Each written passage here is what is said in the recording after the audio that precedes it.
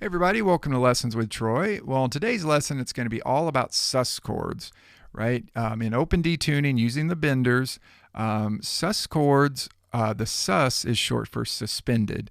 You can have suspended fourth chords, which would sound like this, right? And suspended two chords, which would sound like this. Right? The suspended, I always think of it as being sounding like it's suspended in air and then it wants to come either down to resolve or go up to resolve. And basically what you're doing with suspended chords, it's pretty simple. You're taking a triad, right? Like say a major triad, and it wouldn't have the third in it. You're exchanging the third for either the fourth of the scale or the second of the scale. For example, in the key of G, right? We know a G chord is G, B, D, root, third, fifth. Now in root position with the bender on the third string, you push that down, that takes the major third of the chord and it moves it up to the fourth of the chord.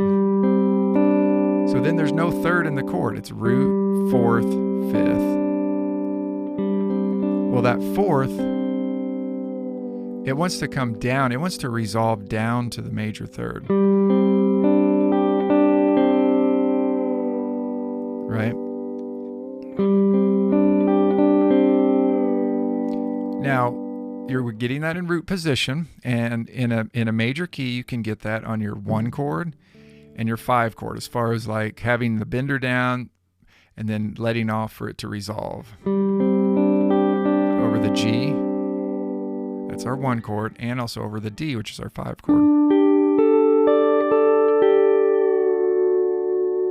Now, sus2 chords, what they are is you're replacing the third with the 2, the second of the scale. Now, you get that in what I call the secondary root position. What that means is here you can strum all 6 strings, and that's a G chord, right? Well, if you push down both benders over your D position, then that's not a D chord anymore. That turns that D into a G chord, right?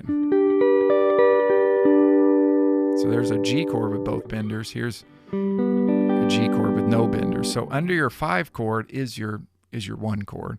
So what you can do then is push that third string bender down, hit strings 4, 3, 2, 1. And then that 2, basically what you're getting there is you're getting root, the G, A, which is the 2, and then D, which is the 5. That 2 wants to come up to the 3. It wants to resolve up to the third. Whereas here, the 4 wants to resolve down to the third. So that's the simple way I think about sus chords. Sus 4 is root 4, 5, right? Root 4th, 5th of the scale. Sus 2 chords is root 2, 5. The sus, the floating suspended, like I said, if it's a sus 4, that 4 wants to resolve down to the major third. If it's a sus 2, the 2 wants to resolve up to the major third. And you'll hear that in steel guitar, right? Where you hear this at the end of a country song, the sus 2, that. Or you'll hear that 2 come up to the 3. Okay, so like I said, you can do sus 4 chords over the 1 chord and the 5 chord. Now, you might have seen me in that sample put a sus 4 over the 4 chord. Now, let me show you. This gets a little bit more complicated. Let me show you how this works. Basically, you've seen this before, right? When you're resolving or when you're moving from a G chord to a C chord. We all do this, right? A lot of times you'll hear that G go to a G7, right? Because it has a strong pull, that 1 chord. Right before you go to the 4 chord, a lot of times you can make G into a G7, resolve it into the 4. That's basically what I was doing here. When I push in my C position, push my third string bender down, it gets outside of the key, but the note that gets outside of the key is it brings an E note up to an F note. Well, that F note is the flat 7 of the G chord, right? So basically, here's G.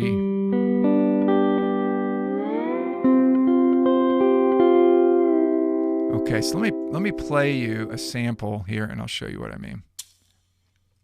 We're in the key of G here. Here's G. I'll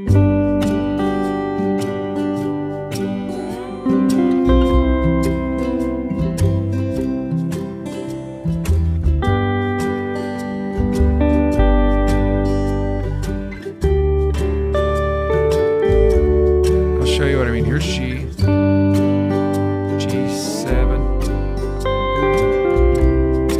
Really, it's kind of a C sus4, right? I mean, those notes, C is not in a G chord, but G is. But then that F, basically you have F, G, and C.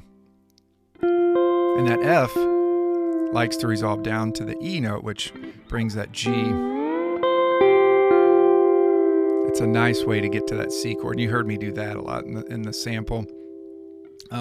Okay, now talking too about, well, you might say, well, what about minor chords, right? Can you make suspended minor chords? Well, you can with the benders, but it gets a little bit more complicated. What I like to do is to still, basically, you can put that sus4 over the 1. That's still within the key. The 2, that's it within the key. The 3, that's in the key. The 4 you can't, that gets outside of the key unless you're moving from a G, your 1 chord to the 4 chord, then you could do that. The 5 chord you can, 6 chord, diminished 7th, and then the 1. So what I like to do is to maybe just play my 4th, 3rd, and 1st string and just go up the scale. 1, 2, 3, 5, 6, 7, 1.